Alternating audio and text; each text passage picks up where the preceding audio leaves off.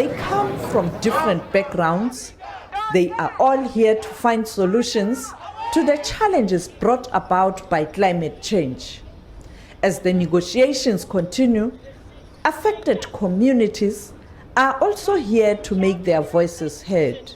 We are here at COP27 where we want to address our leaders so that they move away from investing in gas, which is a fossil fuel which has caused climate change. So we want our African leaders not to further invest in gas and fossil fuels. They have caused devastation to African people. African people, 600 million of them, are still living in energy poverty. And all we have seen are gas projects that are taking gas out of Africa and taking it in countries in Europe to address their own energy crisis. We came here to bring our solution as authentic people, as veritable citizen of the world. The solution, what is the solution? The solution is to go back to our culture, to go back with our real love. Today, we think what we are seeing, the money is up, the humanity is down. In our tradition, in our culture, the person is up, the money or everything, the gold, everything is down. It's like this. So now it's changed. We need to make it like what it is from the beginning of the life. The South African chief negotiator says there are sticking points. Loss and damage was always going to the very last hours. Because remember, this year what we are really negotiating is the financing arrangements for loss and damage, and where finance is concerned, it's always difficult negotiations. But we are hoping to make progress.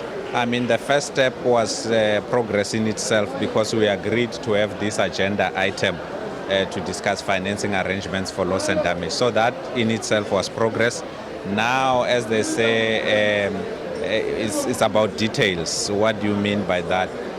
For developing countries, we have always said that we want a financing facility, and the other side, which is the developed countries, they are not agreeing to that. They're saying, let's look at what is currently happening, let's look at insurances and all those things.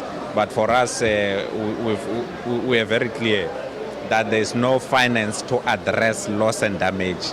The finance that you have now is for mitigation and adaptation, and we can point to a number of activities and projects and programs. But loss and damage, nothing. So that is what it is about now. But we've agreed on a small thing on loss and damage, which is technical assistance. There's this body that we set up in Madrid called the Santiago Network for Loss and Damage. So those discussions have gone very well, but that body is just for technical assistance, right? But the body itself that would provide technical assistance needs funding, right? So now that part of Santiago Network is still under discussion itself. So wherever you see issues of finance, you should expect that there's going to be pushback. But of course, we are also holding firm. We've not moved on our positions. Egypt, the host country, believes the agreement will be reached. The Minister of Planning and Economic Development, who is also the chairperson of the Sovereign Fund in Egypt, says the countries must be committed to the talks. The whole government and all agencies of the state, they all mobilized all efforts during the past year in order to have this COP with this level of attendance, and with this content, also the quality of content, the quality of sessions, the representations of all leaders from all around the world, and also with the initiatives that the government of Egypt have presented during the COP that were very vast and diverse in different areas, from climate sensitive to decent life for resilient Africa, to the greening the national investment plan, to water desalination projects, to green hydrogen projects. So we have a huge number of projects, a huge number of initiatives, and we're very proud to host this on behalf of the African continent. South Africa says having the issue of loss and damages on the agenda is a step in the right direction.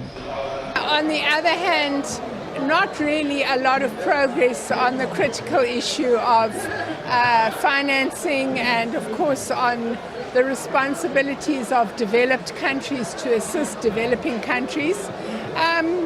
But it was a good start, and it's good to see that at least in the spoken word, we weren't experiencing backsliding from developed countries. I think we have been concerned that that would be the case. There was strong denial of that in the meeting this morning. So we'll see where we go to from here. The challenge of climate change is also dominating the talks in Bali, Indonesia, where the G20 leaders are meeting. The South African President Cyril Ramaphosa told the summit that there's lack of progress at this summit in relation to burning issues. Sophie Mkwena, SABC News, Egypt.